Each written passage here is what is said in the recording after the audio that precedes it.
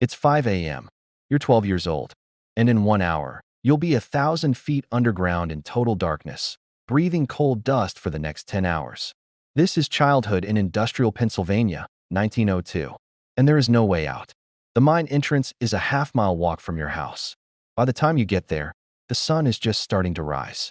You won't see it again until tonight. If you're lucky, hundreds of men and boys are gathered at the shaft. Some are your neighbors. Some you don't know. All of them have the same look, tired, resigned, already dead behind the eyes. You step into the elevator cage with your father and 20 other workers. The gate slams shut. The operator pulls the lever. And you drop. The descent is fast. Too fast. Your stomach lurches. The walls of the shaft fly past in the dim light of the single lantern hanging in the cage. You grip the rail and try not to think about what happens if the cable snaps.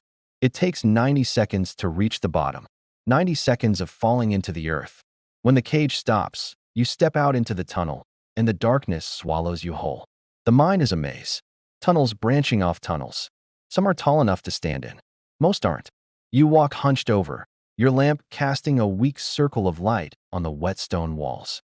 The air is thick, heavy. You can taste the cold dust with every breath. By the end of the day, you'll be coughing black. Your father leads you to your section, a narrow vein of coal about 4 feet high. This is where you'll spend the next 10 hours. Stay close, he says, and keep your lamp lit. You nod. He doesn't have to explain why. You've heard the stories. Men getting lost inside tunnels. Men whose lamps went out and couldn't find their way back. Men who just disappeared. You crouch down and start working. Your job is simple. Load the coal your father breaks loose into a cart. Over and over. Shovel, lift, dump.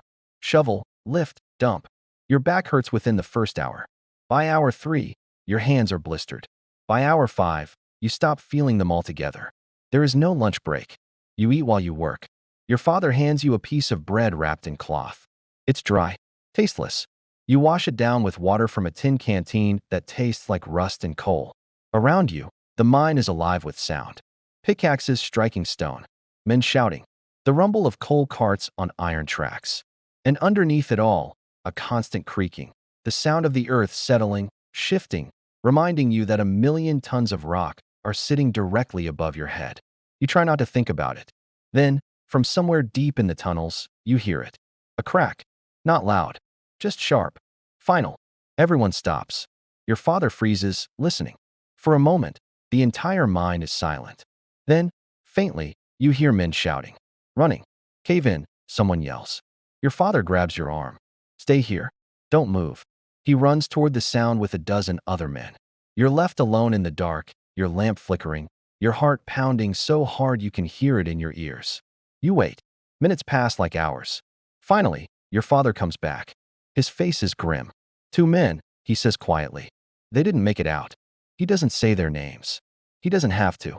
You'll find out tonight when their families start screaming. He picks up his pickaxe. Back to work, he says. And you do. Because there's nothing else to do. When the whistle finally blows, you've been underground for 10 hours. You follow your father back through the tunnels, back to the elevator cage, back up into the world. When you step outside, the sun is already setting. You missed the entire day. The walk home is silent. Your mother is waiting when you get there. She has dinner ready, potatoes, a little bit of meat, bread. You eat without tasting it. You're too tired to taste anything. After dinner, you collapse onto your mattress. Your whole body aches. Your lungs hurt. You can still taste cold dust in the back of your throat. Tomorrow, you'll wake up at 5 a.m. and do it all again. And the day after that. And the day after that. For the next 4 years, until you're old enough to work at the surface, or until the mine kills you. Whichever comes first. This was childhood in industrial America. No school, no play, no future. Just darkness, danger, and a paycheck that barely kept your family alive. You're 12 years old, and you've already seen men die. You've already lost feeling in your hands. You've already accepted that this might be your whole life.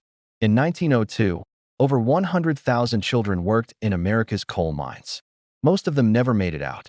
This is their story. Old America Diaries, real life, real history, one state at a time. Thanks for watching.